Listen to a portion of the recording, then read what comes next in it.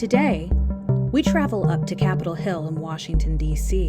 to explore what, if anything, Congress can do to protect women and children from forced and sex-trafficked abortions. We weren't sure what we would find because when it comes to abortion, there's a lot of legislation being pushed to try to protect the procedure of abortion itself. Where it's obvious that a woman is about to give birth, she has physical signs that she is about to give birth. Would that still be a point at which she could request an abortion if she was so certified? She's dilating.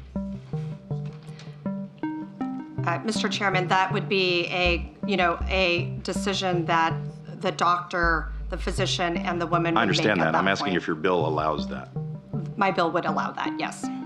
This bill fails to consider a serious reality for expectant parents. Too often, some parents learn late in their pregnancy that their baby wouldn't survive due to factors beyond their control. At that point, parents are often placed in a position to make one of the most difficult decisions of their lives, which is to end the pregnancy and at the delivery of their baby. But who's calling to protect the women from abortion? Is there anyone out there trying to stop them from being forced or trafficked to these facilities? And is anyone holding these centers to the same reporting and safety requirements that other medical institutions must abide by? What we found was interesting. We sat down with two legislators who've been briefed on the latest data and research surrounding the landscape of forced abortion in America. And what they shared with us was striking. Listen in as we talk to representatives from Alabama and Pennsylvania on why they believe the law has a duty to protect women and children from this form of abuse. From Exposed, Abortion in America. This is Under Pressure.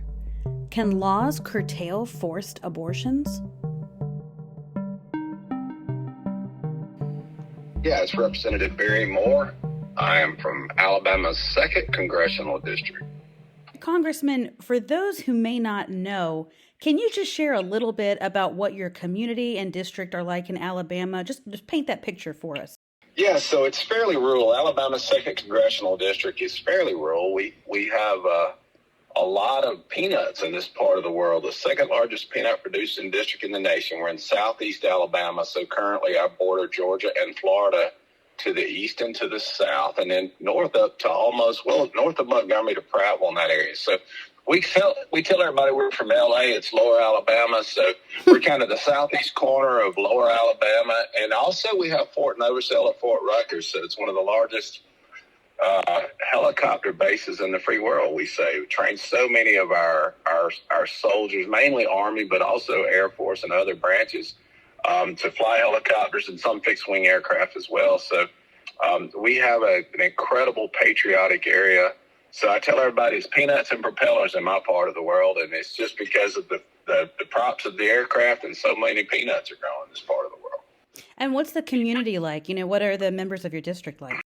It's very patriotic, and I was talking to my daughter the other night. We were actually at the pickleball court sitting on the bleachers, and she said, Dad, the one thing I remember growing up here is no matter when kids moved to town, we always accepted them because of the so many soldiers, so many families coming through. So our town and our area, it's a small town feel. You can walk into any little restaurant and you'll know somebody, but there's always new people from all over the world, and actually certainly from around the country that are here because of this military base. And we launch more aircraft every day than the Atlanta airport.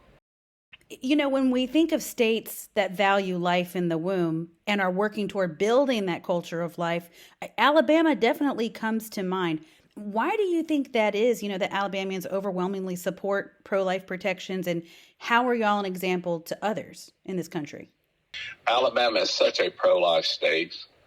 We're a pro-family state, and it's so faith and family certainly drives a lot of what we do. It's not the only thing that drives it, but it's certainly key elements in who we are as a culture in Alabama, but as a people in Alabama, and as a community.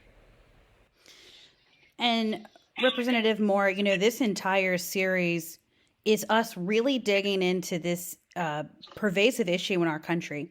of forced and coerced abortions. In fact, there's a recent study that was released that showed just how rampant this is across our country and revealed, based on women who had abortions, and they're looking back, the majority of them said that their abortions would not have happened if they had had, financial or emotional support. And a good chunk of those women also said that those abortions were directly unwanted or coerced. So I have been speaking with a lot of women around this country. They've shared horrific stories of forced and coerced abortions. You've put forward a bill called Stopping Traffickers and Their Accomplices Act. What motivated you to even, a lot of people don't even know this is a problem. So what motivated you to bring this forward? So, Emily, I serve on the Judiciary Committee, and we've had countless hearings under Chairman Jim Jordan to talk about the border and what's going on at the U.S. southern border. And so we know that we've lost over nearly 100,000 children. They come in as unaccompanied minors. And unfortunately, under DHS and Secretary Mayorkas, they're shipping these children to places all through the U.S. And honestly, we had one sponsor in America who got 20 of these unaccompanied minors, and we did not even do a background check on the individual that took custody of these children. And so, those children are being shipped into sex trafficking. They're being God knows where and God knows what they're being required to do. And as these young females get pregnant, then it's easy for the traffickers to go in and just have an abortion and put them right back on the market. And so for us, in order to stop this, we've got to figure out a way to do this. So we're going to require these abortion providers to notify national human trafficking hotlines, when they suspect that this individual is being trafficked and used for sex. It's shocking. And I just think a lot of people don't understand or realize that this is what's going on, particularly with children. And then in regards to how they can be funneled to abortion centers for abortions. You said it would require reporting. Why is that important for an abortion worker to be that mandated reporter? Well, I think it's because they're going to be the first line. They're going to see. And so to put them on the hook and say, you must notify. And one thing I love about this, Emily, is it allows local attorney generals. So it allows local attorney generals to have access to this as well. And so when you got conservative states and you have these Planned Parenthood set up clinics in places, as the law enforcement officers and the agencies must be notified by law if we can get this through, then that allows to put some teeth in the process and to try to track down what's going on. And there was a 2014 study on sex trafficking, and this is before all this border thing. This is before the border was wide open by this administration. 55% of them had at least one abortion. These are people who are being trafficked, young females. And 30% of them surveyed said they actually went to Planned Parenthood for the abortion. And so Planned Parenthood, they're part of this process. And the fact that I love is they only have 24 hours to notify the authorities or they face criminal prosecution. So we want to make sure that we put this thing, we get it through as law, and then we put teeth of law to allow local attorney generals as well as federal law enforcement to go in and track down these traffickers. And we're going to try to train these folks in signs of what we see when kids are being trafficked and how we can step in and spot this. The cartel are a cruel people, and the young females can run them through these abortion clinics and put them right back on the market. So, but our federal government is complicit in what we're doing, and Planned Parenthood's making money in the process. So it's a horrible thing that's going on, and I can't imagine what these children are having to go through, these young women and kids that are being used in this process. I've been interviewing different people for this series. I spoke with Abby Johnson. If you know Abby Johnson, she was a former abortion worker at Planned Parenthood. She was actually a leader there, because she said a lot of them get into this thinking that they're helping women and then quickly realize, that's not what's going on in there. And I said, Abby, what about training?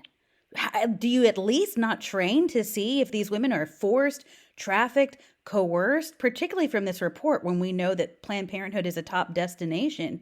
And she said, no, They never receive training. They, if they were to say something, she's talked to so many other abortion workers just like herself where they were discouraged to report it up. So I am really thankful to see that training component in your bill. Can you just share why that is also really important? Well, I think because like you said, Planned Parenthood hires these folks, and they don't realize, I don't think, what they're getting into, and then they get into a process, and more, Emily, as that border is open, more and more, there's going to be young females brought to these clinics because they're in that trafficking trade, and so we need to have workers who can spot and say, you know what, that young girl, she's being trafficked. She's not here on her own will and volition. She's being forced to be here. And they need to be able to spot that and then notify the authorities. And certainly with the law, they'll have cover if they want to do that, because they can, whether Planned Parenthood likes it or not, they're forced by law to notify. So they can say, hey, I was required by law to notify the authorities. And that kind of gives them training, number one, and authority, number two, to speak up when they feel like they don't have a voice and they see an injustice in the process. And, often, and we hear this, we're accused of being radicals on abortion, but I literally watched every single Democrat in the U.S. House of Reps this past cycle vote against the Born Alive bill, which would, if that child would just happen to survive an abortion, that the doctor could administer some life-saving, remedies or whatever. And they literally voted against children being born alive and saving that life once it's here. Again, the veil is being pulled back, and I think we have to recognize what we're up against. And certainly I think we need to encourage folks who listen to this podcast, and I know y'all do, to pray for our nation, because we need to offer those resources. We need to message on we're offering hope, not despair. Mm-hmm. And, the long-term emotional thing, the drain. I know some women now, and I'm in my 50s, that had abortions when they were young, and they never get over that. Congressman, you brought up something really interesting, which was talking about across the aisle. For me, your bill, it's a no-brainer. What has the response been across the aisle? And I ask because I really feel like this should be universally accepted by everyone. Can't we all agree that women, who don't want abortions, or those who are trafficked to abortions, they should not be getting them? Absolutely. And I hope that we can, the fact that every Democrat voted against the Born Alive bill, I hope they can at least recognize that they claim they're for women's rights, and they claim they're the heroes of the young ladies, and they're fighting for women's rights. But in some ways, I think that if a young person's been trafficked and you're not willing to step up, to me, it undermines the whole argument that you're really there for people and for they try to take the high ground on some of these things. But I can tell you, I'm optimistic. I don't know. I don't know. I've got some friends across the aisle, a few of them that I'm hoping we can get on this bill. We'll see how it moves. But I'm thankful Senator Ted Budd's carrying the Senate companion bill to this. And so he's a friend of mine. And, I'm optimistic, but I have been disappointed many times in our colleagues across the aisle because, again, I think they're blind. But if you're actually seeing a child that's trafficked and you can't say, we're just going to allow this abortion provider or we're going to force them to speak up that a child's being trafficked, I don't know how you go against that. But then again, they went against the Born Alive bill. We'll see how it goes, but we've got to continue to fight. Well, speaking of the Born Alive bill, one of the episodes that we will have on this podcast is we are going to be talking to the Abortion Survivors Network, because there is no greater example of forced abortion and forced abortion attempts than those on the lives of the children and those who have survived that can speak to that. So we are going to be addressing that on this podcast. Yeah, they're so very powerful when they share their stories. Yes, absolutely. And I still think that there is a misunderstanding, when you talk to people who are pro-abortion or you talk to people who are Democrats, they will say, well, that doesn't happen.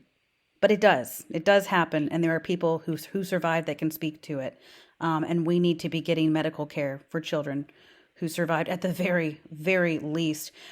You did bring up a really hopeful point, and I have a lot of hope for this bill too, and more like it, that it can be a point, at least on this issue that is so divisive in our country, that we can come together. and make these incremental gains to, have these safeguards and then work towards protecting children and serving women. Absolutely. I think you're right. And I think you use it as, hey, we know these are being trafficked. These young ladies are being trafficked. At least speak up. I mean, that's all we're asking, is to allow these people to speak up when they see somebody, a child, a young person who's being trafficked, to try to pull them out of that. And so it's not asking a lot. You would think that would be the minimum, but hopefully we can get support for it. But you have to do it incrementally. We fight back, right? And so this is something that I think that maybe will resonate across the aisle, and we just have to hope and pray that that's the case, and that at least we give some of the, if it pulls one young lady out of trafficking, then it's worth the effort. One person. We get asked so often by people who are pro-life, how can I talk to a family member or how can I talk to a friend about this issue? And I think that there is so much more that is going on in abortion in America that needs to be exposed, that those who are, pro-choice or pro-abortion, they've got no idea. A lot of them don't know about these parental consent laws being stripped, these informed consent laws. They don't know about this issue with trafficking. So I really view this also as something that you can educate your friends and family on. Yeah, I mean, recently in Missouri, Planned Parenthood was actually caught picking up minors and transporting them to clinics in Kansas for abortions without parental consent. Mm-hmm. I mean, to me, it's just, that's a prime example. And then they always say about life of the mother. That's one of the arguments, the life, but that's less than 1%. I mean, it's just a very small percentage of the abortions, And so I think that we have to educate, and I think we have to do it in love. But I think that, like I said, you may compromise a little on purposes, but there are certain on convictions we must not compromise, and mm-hmm. we have to do what we can. And so, but I think messaging is the way. I think you're right in that sense, Emily. We have to be able to communicate that, hey, they're grabbing these kids in another state without the parents' consent, running them over and having them an abortion, And so, if you can sit down with the people who are on the other side and be reasonable in the argument and present the facts, I hope that they'll see some things that are certainly wrong with this industry, this abortion industry, and certainly trafficking young females. I don't know how anybody could be against that. Agreed. Well, Congressman, we're nearing the end of this time. Is there anything additional you want to add for people to know about your bill and the Stopping Traffickers and Their Accomplices Act? No, but I think it would be important for folks to call their members of Congress and certainly Senate and say, please consider getting on this bill. Please consider supporting it. We would appreciate that, because I don't think people understand. Sometimes I get a call log every day in my office of people when they call in on issues. And if I get calls for support for something, if it's something that I'm maybe not aware of that's coming down the pipe, or possibly it's enough support from the constituents that I supposedly represent, if they call and say, hey, we would like for you to get on this, it has an impact. So I would encourage your folks to call and encourage their members to support this legislation, and hopefully we can move it into law.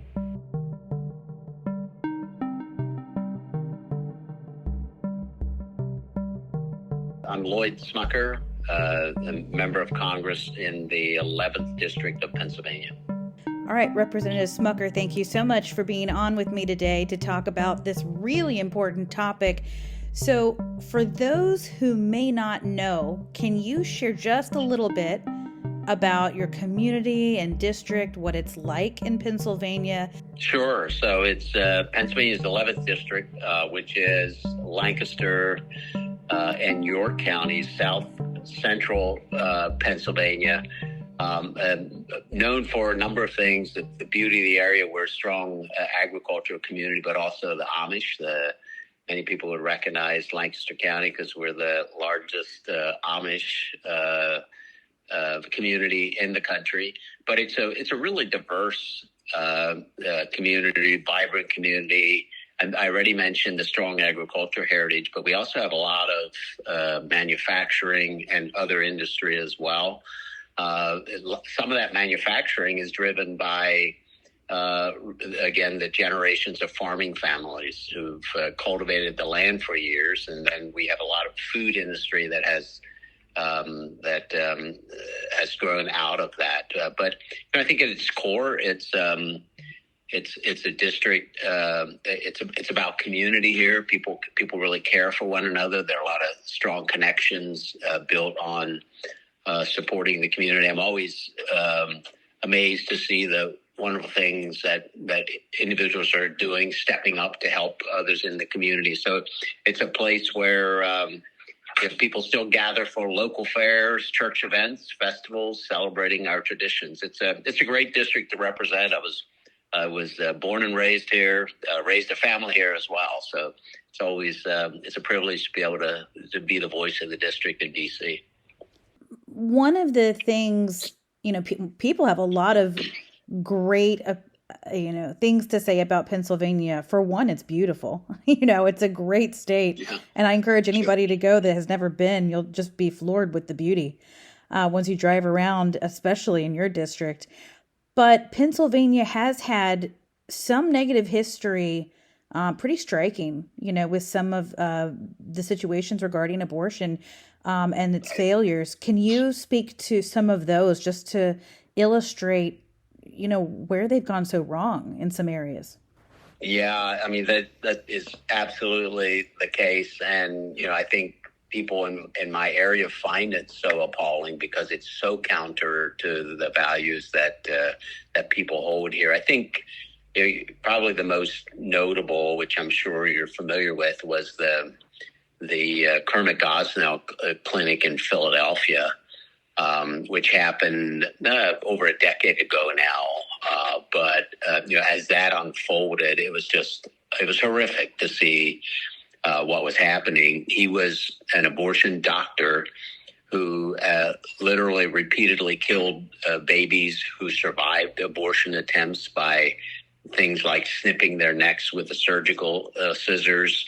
That was reported, by the way, by the clinic's employees. I mean, the things that we learned about that, and I was in the state Senate here at the time, and we did hearings on this, and actually worked on changes in law to ensure this would never happen again. And he was, by the way, he was later convicted on 3 counts of first-degree murder. But beyond that, Pennsylvania has been other instances of abortion clinics failing to comply with medical standards. I have a strong life record, but if these clinics are going to exist, they should, women who go into these clinics should at least know that they'll be held to certain medical standards. There were several other clinics in the Commonwealth, like Allentown Medical Services, that were found to have violated state health codes in the years following the Gosnell investigation. There was failure to properly sterilize equipment, poor facility conditions, things like this. Those cases weren't as severe as the Gosnell case, but they still highlight significant concerns that we had and still have about the enforcement of medical standards in abortion facilities. And that, I think, that history of those cases underscore the importance of consistent oversight to ensure that all medical facilities, and we expect a standard of care at all any facility that performs any kind of medical procedures, including abortion centers, that they meet the appropriate safety and health standards. That's right. And one of the things that strikes me is, particularly when you're talking about these abortion staffers, workers, or the activists themselves, anyone who's, expressly pro-abortion, we know that they don't factor in the child, but they purport to factor in the woman. And so can you just elaborate on why it is important and appropriate for these facilities to have these standards, to report abuse and trafficking and other mistreatment? Yeah, I mean, you're exactly right on this. I mean, think about that. These are vulnerable young women, individuals who are perhaps looking for help. They may be unaware of where to go for help. And some could come from a dangerous situation. So, it's amazing. It's shocking that some abortion facilities don't report instances or issues where there is potential abuse or there's potential human trafficking or other types of mistreatment. It's illegal. It's immoral. That not only puts victims at greater risk, but also it allows harmful cycles of violence and exploitation to continue. And furthermore, why should abortion workers want to be those mandated reporters? Why should they want to be held to the same standards and safeguards as other entities and really protect against unwanted abortions? And that's a key word that we're finding throughout this podcast, is you're seeing a majority of women stating these are unwanted. So why is it important to protect against unwanted abortions and harm? Well, it's as you said, it's clear that the safety of the child is not a priority here, but it is certainly a key responsibility of any healthcare professional, including abortion workers. They ought to be concerned about the well-being and safety of their patients. In fact, they claim that they're working to promote the interests of the women they serve. And if that's the case, why, when they encounter a woman in their facility who exhibits signs of abuse or mistreatment, why would they not notify the proper authorities or law enforcement? It's just common sense that they should. And so, we can help to ensure that is always the case, that they are reported, and that's where this legislation comes in. It's just to help ensure that the proper reporting takes place. That's right. And I would imagine that if you are someone who feels like you're doing a net positive by helping women, then you should want to stand in the gap. You should want to say, not today. This woman is not going to, be pushed or forced or trafficked into something like this. So I'm with you. I'm just kind of appalled and don't understand why there is what we call this type of abortion distortion. Do you find, in your experience in work, have you found that to be true, where when abortion or the topic is entered into the conversation, there's a different way of talking about it. There's a different way, exceptions maybe even for these types of situations? Well, I think you have to draw that conclusion, particularly when you see facilities not complying with the standards, when you see something like Gosnell being covered up for years and years by the providers, by the employees who worked at those facilities. And then when you hear instances where the reporting that should be taking place is not being done properly. And so, I don't know, but it's very hard not to draw the conclusion that they really aren't looking out for the safety and well-being of the women who walk into their doors. And, Congressman, one of the things that I really admire is that despite many people not really educating themselves on this topic, you have done that work. You have looked into this. And I've been speaking with a lot of women around this country, some even from Pennsylvania, and they have shared horrific stories of forced and coerced abortions, being bullied and pushed into these abortions. And you've put forward a bill that could help women like them in the future. Can you explain to us, what is this bill and its particulars? Sure. And thank you for bringing that up. The bill that I introduced is H.R. 437, entitled the Reporting Accountability and Abuse Prevention Act. And again, state and local communities, they do have reporting laws regarding child abuse, sexual abuse, rape, incest, human trafficking. And these laws apply to facilities, any medical facility, and like healthcare clinics as well. However, the current federal regulations around taxpayer dollars being sent to organizations that provide what's referred to as family planning services, like Planned Parenthood, don't require this reporting to take place. They do not. Every other medical facility, but not for a Planned Parenthood facility or another, quote, family planning service facility. And so that's why I think the bill's important, and that's why I introduced it. It would require that those organizations, any organization that receives federal family planning funds, to also demonstrate that they are complying with these same state and local abuse and mistreatment notification laws that any other medical facility has to comply with. So it would crack down on crimes by ensuring that reporting is taking place.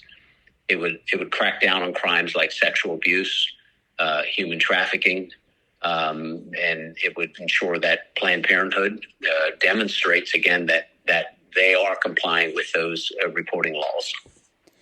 And I've heard you refer to this as just common sense, and I hear you talking about it now, and it's just common sense. Not only that, it's also, a threshold that, they should be held to this same standard at the very least as everyone else. So, why is it common sense? Well, I mean, it's like you said, it's the type of reporting that any provider should do automatically, should want to do.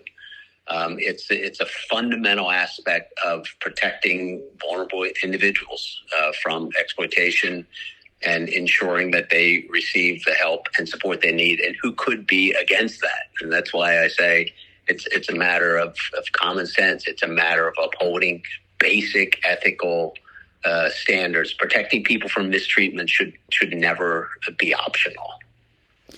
Agreed. I've read some pretty scathing reports about just this kind of negligence, and particularly in regards to sex trafficking and the trafficking of women into these centers and how frequently they do so. I think I heard you have also read or seen some of these reports as well.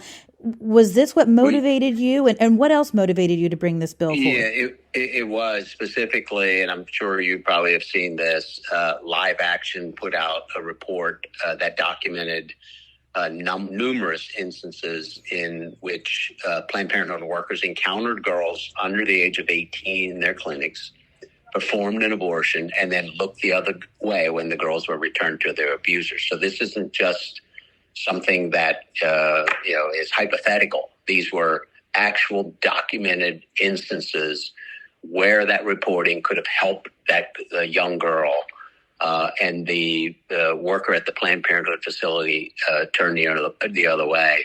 And in fact, the report found that Planned Parenthood was the top most visited facility for trafficking victims, second only to hospital emergency rooms.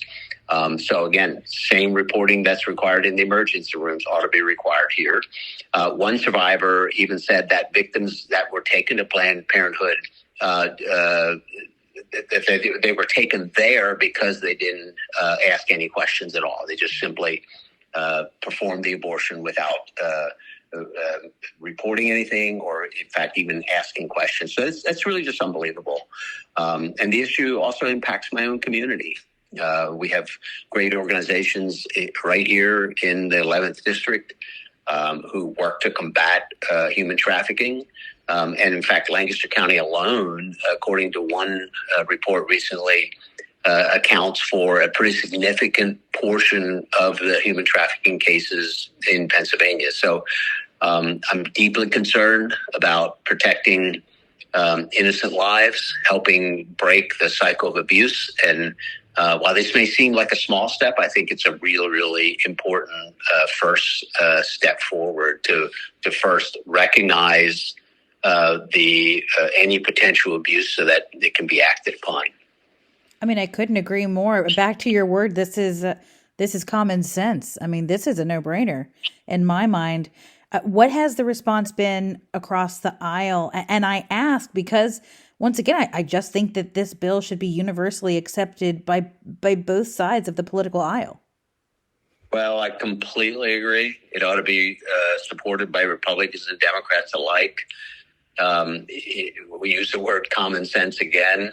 This is not reporting that isn't required elsewhere. This isn't out of the ordinary. Any medical provider is required to report when they think there could be a possibility of abuse or human trafficking.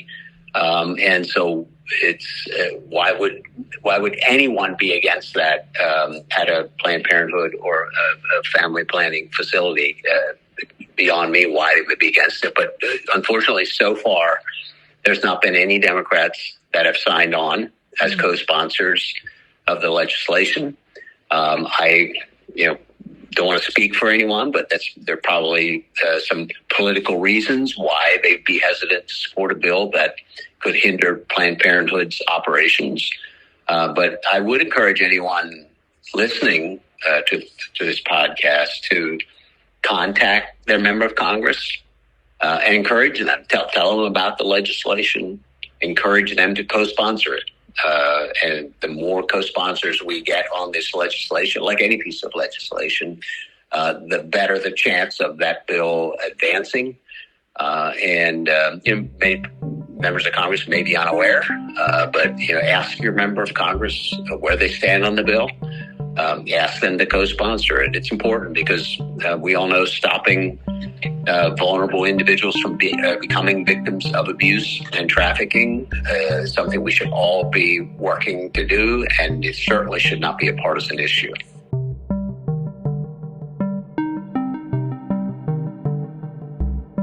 Thanks for listening to the latest accounts from members of Congress as they shared about their latest legislation to protect women from forced abortions and sex trafficking through centers in America. Join us through this entire series to hear more accounts in depth. And join us for our next episode as we virtually travel to Minnesota and speak to professionals on the ground. They share firsthand accounts of how Vice President Harris's running mate, Governor Tim Walz, turned their home state of Minnesota into a sanctuary for coerced abortions. From Exposed, Abortion in America, this is Under Pressure.